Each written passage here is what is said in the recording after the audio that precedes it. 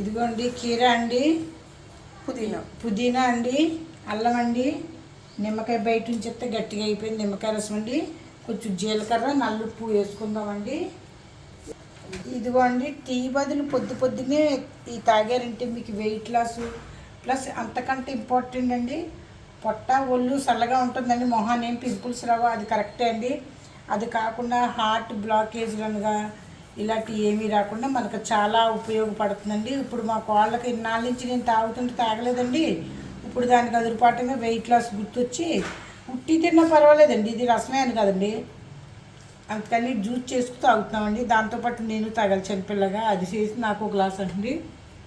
ఇదిగోండి వెయిట్ లాస్కి చాలా పనిచేస్తుందండి. బయటకు వెళ్ళే వాళ్ళు పొద్దున్నే లెగిసిండగా ముందు పెట్టేసుకోండి, తాగి అరగంట తర్వాత మీకు టీ మానలేకపోతే పర్వాలేదండి, తాగండి, మరి ఏం చేస్తారు, తాగొద్దని కూడా. ఇదిగోండి పుదీనా కూడా అండి, ఎంతో సెలవండి పుదీనా.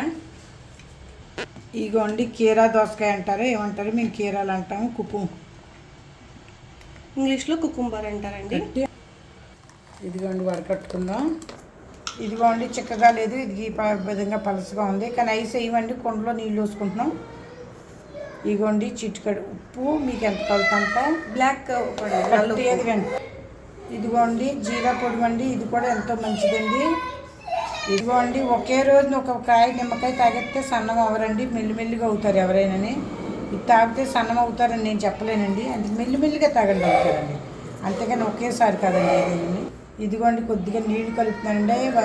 ఐస్ అయితే వేయట్లేదండి, ఐస్ చేసి మీకు లాభం ఉండదండి, వానాకాలం వచ్చిన తర్వాత అయ్యే కపాలు అయిపోయి కపం అయిపోతుందండి, అందుకేనండి వేయట్లేదండి. ఇదిగోండి వెయిట్ లాస్ షర్బత్ తయారండి. ఇదిగోండి ఇది ఒక్కసారి తాగినందుకే వెంటనే వెయిట్ లాస్ అయిపోతాను అనుకోకండి, కొంచెం వెయిట్ చేయాలండి కూడా అక్కర్లేదండి. మీకు గెస్ట్లు ఎవరైనా వస్తే ఇందులో పంచదార కానీ వేసుకుంటే మీకు సర్బత్ అవుతుందండి.